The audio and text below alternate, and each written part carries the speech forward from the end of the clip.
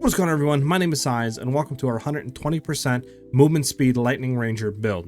Now, this build is absolutely insane. To be able to zoom around and clear high tier 16 breaches really fast and still do over 100 million damage in bossing, being able to clear all pinnacle bosses and even 2 to 3 player co-op pinnacle bosses. Overall, the build is a blast to play, and I think you guys are really going to enjoy it. Before we get into that though, if you guys do enjoy the build guide and you are liking what I'm doing on my channel, if you consider hitting a like on the video and subscribe to the channel, it really does help me out and it really helps with the YouTube algorithm as well. And in turn, that is the best way to support me. I should also be live right now streaming on Twitch and YouTube. The links for those will be in the description as well as the comment section of the video. All right, let's get right into it. First, we're going to get into the gear. So how are we actually achieving 120% move speed? Well, we're achieving this because we're running Queen of the Forest. So what this does actually, what this body piece does, is it will basically make our evasion rating go and give us move speed. So as you can see here, every 500 evasion rating, we're going to get 1% increased movement speed. Now, obviously, other modifiers to move speed don't apply. So we just want to stack a lot of evasion rating, and that will enable us to get a lot of overall movement speed. So from there, you want to look for a Queen of the Forest that is on a budget. You want to look for 3 rune sockets, but if you can get it corrupted to where it'll actually lower that evasion rating, what I mean by that is you can get it, to where it'll give move speed per 400 evasion rating, 450 evasion rating, right? Which means overall a lot more move speed. If you can get one corrupted that will actually do that, then obviously get it, but those can get really expensive quickly depending on, what role you want to get. So that's why I opted for a 3 rune socket to try to save budget and really not overspend. But obviously, if you can get one, go ahead and pick yourself up one of those. So for our bow, we are just going to be running an expert composite bow. All base bows work here. You just want to look for a good bow overall that has good crit chance and crit damage rolled onto it. If you can roll anything else like lightning or cold damage on top of that, would be really good, or even increased elemental damage with attacks. Obviously, if you can get some good base physical damage as well, is really nice, but you do not need to roll high phys damage. It's actually better to get crit chance and crit damage rolled on here higher than your phys damage if that is not in your budget, because it'll give more damage overall. So I would look for crit chance, crit damage, and then after you get good rolls on both of those, you can start worrying about phys. For our quiver, this is what we're running. You actually want to get this on a visceral base, but I just couldn't find them with the correct rolls on a visceral base. It was just too much. So I picked this one up. You want to look for cool damage on this. Obviously, you want to have 1 or 2 pieces of gear with good cool damage rolled so we can actually proc our hero device. From there, if you can roll any damage rolled onto it, it will give a lot more damage, but that is just a secondary stat. The main 2 that you want to look for is crit chance, crit damage rolled on here with good rolls, as this will give a lot more damage overall to the build since we are going crit. After you get good rolls there, if you can get increased damage with bow skills or projectile speed, it'll give more damage overall to the build. And since we are converting projectile speed into basically increased damage with bow skills, each of those rolls will work actually here for our quiver. For our helmet, we're running an expert hunter hood. We just want to look for a lot of evasion rating, since the more evasion that we get on our helmet, the more move speed we'll get overall. Looking for life and just keeping res cap. If you can roll dex, it'll be more beneficial, but it is not needed. For our boots, again, we're going to be running the lizard scale boots. If you can get them expert, go for it. I managed to pick these one up and actually, roll them really well. We just want to look for a lot of evasion rating again on our boots, looking for res cap, and we want to look for life. For our hands, we're going to be running the Hawa gloves. These are just going to give a lot of overall damage and attack speed, and these are the best in the slot. If you can get them corrupted with damage penetrates lightning res, it'll be more beneficial and give more damage overall, but it's not needed. You could run 2 rune sockets on this if you want, and it'll still overall be really well. For our amulet, we're going to be running an amber amulet. I'm just doing this to get the strength, so we don't need to get it on other pieces of gear. But honestly, running a solar amulet or other base type amulets would be pretty good here. You just want to look for an amulet that has really high increased evasion rating with spirit and then level of projectile skills. If you need reses still, you can try to get like Ellie res or some other res rolled onto it, but you want to prioritize those other modifiers I said first and then go from there. Our bout, we are running the ingenuity bout. We want to get this corrupted with increased evasion rating, so overall we get a lot more evasion on the build, which means more move speed. We want to get this closest to 80% as possible, so this way our rings will give a lot more bonuses to us. We are running double breach rings. We want to prioritize going for lightning damage to attacks, increased lightning damage, and then just rolling reses, getting res capped on there, trying to get mana per enemy killed on some pieces of gear on our rings, 1 or 2 of them. You want to get a lot higher roll than this, so this way when we're clearing through mobs and stuff like that, you'll sustain your mana. And then we need to roll increased evasion rating on these rings because they'll give a lot of evasion overall to the build, which means we get a lot more move speed. Our other breach ring is pretty much a copy and paste, going for lightning damage, increased evasion rating. We do need to get some in on there, so that's pretty much the only change, is just rolling in on one of the breach rings, still keeping res cap evasion, and like I said, going for lightning damage, and if you can, roll increased lightning damage on there as well. We are running the Melting Maelstrom unique mana flask because this will just allow us to fully sustain and fully refill our mana once we need to in our bossing rotation. And then for our back bar, same thing as our other build. We are just running a 270% Widow Hail, so this way we can get another level out of our quiver. And then we're just going for a +2 level quiver on our back bar. And we want to basically put these for weapon set 2 on Bone Storm, so this way it'll use our Widow Hail. And then every other scale we want it to be set to weapon set 1, so we can use our good bow and quiver with that. So I'm getting into the gems, and then we'll do the clear spec for lightning rune after. This is pretty similar to our critical damage Magnetic Salvo build that we updated a few days ago, but for Magnetic Salvo, we want this to be quality and highest levels possible, going for inevitable crit on there so we get more crit chance. Close combat, so we'll get more damage the closer we are to enemies, and that's better than super critical. Elemental focus, so this way we get more elemental damage for the skill. Hourglass, because we get 40% more damage, and the cooldown we don't really care about since we're one-shotting, so that never really takes effect on the skill. And then Primal Ardiment to get even more weapon elemental damage into the skill to get a higher overall hit. Then we're going Lightning Arrow, again quality with pretty much highest levels possible. Going Martial Tempo for more attack speed on it. Lightning Exposure, so we can apply Lightning Exposure to lower their lightning res to get more damage on Magnetic Salvo. Conduction, have a better chance to shock the enemy. Overcharge, so we'll have a lot higher magnitude of shock. And then Lasting Shock, so we get more increased shock duration. This way it offsets the less shock duration we get from Overcharge.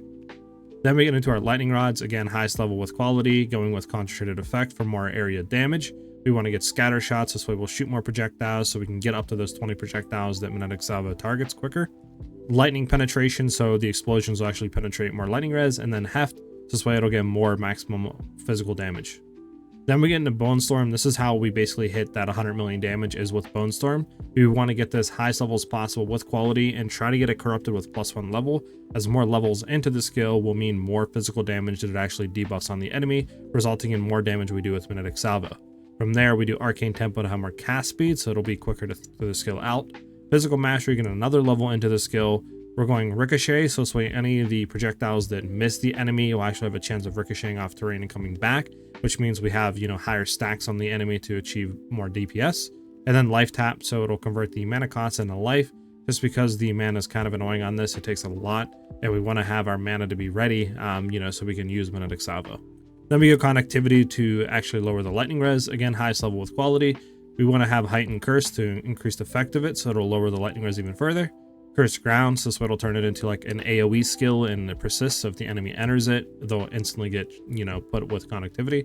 And then we have Ritualistic Curse to increase the area of effect for Connectivity. Then we get into our reservation skills. We are running Wind Dancer. This is going to give us basically 20% evasion per stage. And if we get this with quality, it'll actually give another max stage out of it. So we'll get 4 stages. So it's a lot of increased evasion rating, which means a lot more move speed overall to the build.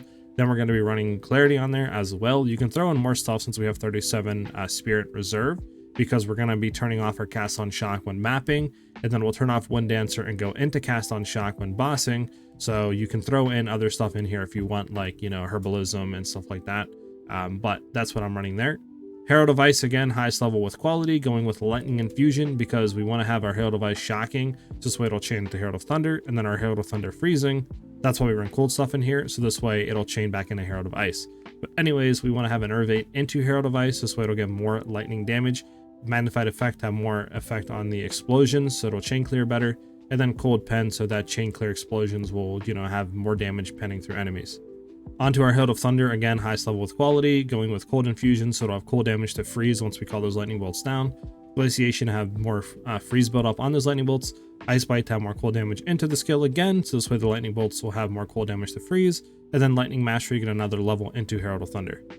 Then we get into our Cast on Shock. Again, we're going to have this disabled. Once we're bossing, we'll disable Wind Dancer and turn on Cast on Shock. But we want to have Cast on Shock going with Eye of Winter, lowest levels possible. Voltaic Mark, we want to have this with quality, so this way it'll give more magnitude of shock on the enemy. With Inspiration, to have less cost to trigger the skills. and then impetus to have more energy, so we're triggering the skills more when we're in our bossing stage. Now we can into the clear spec. So when we're clearing, we're just going to throw Primal Ardament on Lightning Arrow. We're going to throw Heft on Lightning Arrow. Then we're going to throw Ambush on Lightning Arrow, and finally Long Shot on Lightning Arrow, keeping martial tempo. So all in all, this is the skill gems that you should have when you're actually clearing and mapping. Now we can into the passive tree. I'll get into the jewels after this. So for Ascendancy, we want to go for point blank to have more damage, since we're basically always up close to enemies. Endless munitions to fire out an additional projectile. We're going to go into Gathering Winds to get Tailwind, because Tailwind will actually give us more evasion rating per Tailwind stack. So we get a lot more move speed once we're max stacks there. And then we're going to go Wind Ward, have less damage taken per Tailwind, which we get like 30% less damage taken on the first hit if we're at max stacks at Tailwind. So it's a lot more, defensive layers there. Then we're going to basically come in and take this top row of evasion rating, going into Blur, coming down into Cat-like Agility. It's just going to be a lot more evasion rating there. Then we're going to come in and take all the basically cluster nodes here for Master Fletching, because it gives a lot more damage overall to the build, because our quiver will get a lot more effects. Then we're going to go down into Freedom of Movement, because it's a lot more evasion rating, and especially if we dodge roll again, it's 60% evasion rating there, so it's a no-brainer. We're going to come down and take Stand and Deliver, just to get that more damage and closer beyond the enemies, and crit damage since we're taking point blank. It plays really well into it. Then we're going to come and actually take Maiming Strike, so this way we get a lot more attack damage and chance to maim. Again, we're going to come in and take Sniper, so this way we'll get a lot more crit chance as our projectiles travel further. It really does help clear as well with Lightning Arrow. Going into Feathered Fletching, because like I said earlier, this basically will make it to where our projectile speed will also apply to damage with bows, so you can look for projectile speed or damage with bows on your quiver. Frees up some stuff right there. Then we're going to come in and take all this crit cluster down here, going with Heart Stopping for increased crit chance, Heart Breaking for increased crit damage, and then Struck Through to have 1% more crit chance at the base. Really does help get that crit chance up. Coming in and taking this Jewel Socket, and then we're going to come and take Coming Calamity, because we're running obviously Hero of Ice and Thunder, so we get a lot of increased cold damage and lightning damage, which allows us to freeze and proc the heroes a lot easier. Then we're going to come and take Catalyst to get a lot more increased elemental damage with attacks and stuff like that. We're going to come and take Exploit, because this is just a lot of free damage here if the enemy is inflicted with elemental ailments, and it really does help to get a lot more DPS in the bossing spec. Then we're going to come down and take Careful Consideration. Now this is going to give us 100% increased evasion rating if we haven't been hit recently. And while mapping and stuff like that in my testing, we rarely ever get hit, so we pretty much have this up a lot of the time, like 90% of the time, which means we get obviously a lot more move speed, so that's why we take that. Then since we already came this far down to take Careful Consideration, we're just going to send the remaining points to actually take this Jewel Socket down here to get free stuff. From there, we're going to come back up and take Escape Velocity for increased evasion rating, going down and taking the Jewel Socket. We're going to do Weapon Set 2 points to basically come in to get Chaining Projectiles and Trick Shot, since it'll give a lot more chance to chain, which our Bone Storm means it'll have a lot more stacks on average hitting the boss because of that. Then we're going to come and take the Dexterity node, Proficiency, going into Enhanced Reflexes and Beastal Skin. This will give us a lot more evasion rating overall, plus the increased percent dex is really nice, so which means a lot more move speed to the build.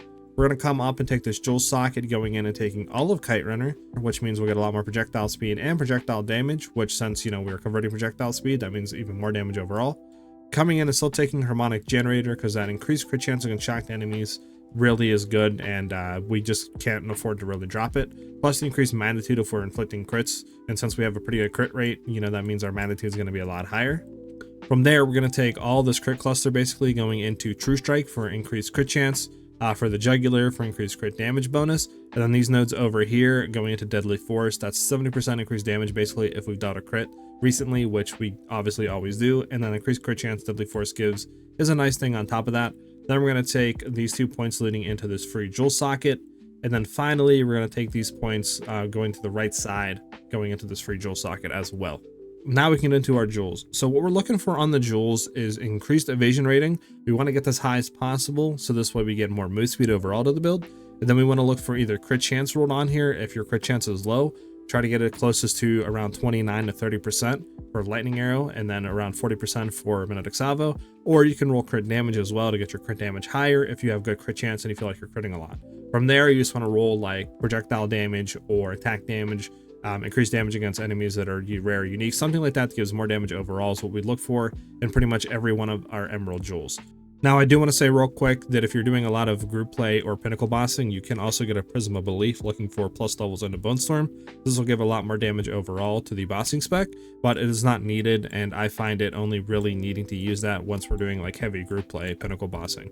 From there, we are running a controlled Metamorphosis diamond looking for a medium large ring, and this will allow us to get like serrated edges for more attack damage and crit, exposed to the storm for more crit chance, and Wildstorm for even more maximum lightning damage, which adds overall a lot more DPS to the build. From there, we also are still running the Megalomaniac looking for a Throat Seeker, and then something else if you can roll that'll give our Against the Darkness down here another thing to roll off of. So like Fan the Flames, any of these like notables in range, try to roll on your Megalomaniac, or else just roll something more beneficial or increase the evasion rating for more move speed overall. But like I said, we are running a Against the Darkness jewel looking for increased damage as extra lightning damage, as this will give overall a lot more damage to the build. The only other unique jewel besides emeralds that we're running here is a From the Nothing diamond, and we want to look for Zealot's Oath in this. What Zealot's Oath will allow us to do basically is come down here and take this full basically notables on these claw clusters, allowing us to get a lot more attack damage overall to the build. And that pretty much wraps the tree and the jewel sockets and all that up, and the gear and gems and everything that we're running. Like I said, overall the build is really good. We have a lot of increased movement speed, being able to clear maps really fast, and it really does feel amazing with the amount of movement speed that we do have. And still being able to hit 100 million damage on bosses is absolutely insane if you really think about it, and I do think you guys are really going to enjoy the build. As always, if you guys did enjoy the video or you like what I'm doing on my channel, if you consider hitting that like on the video and a subscribe to the channel, it really does help me out, and it really helps with the YouTube algorithm as well, and in turn that is the best way to support me. I should also be live streaming right now on Twitch and YouTube. The link for that will be in the description as well as the comment section of this video. I hope you guys have a great rest of your day or night depending on watching the video, and I'll see you guys in the next one. Peace.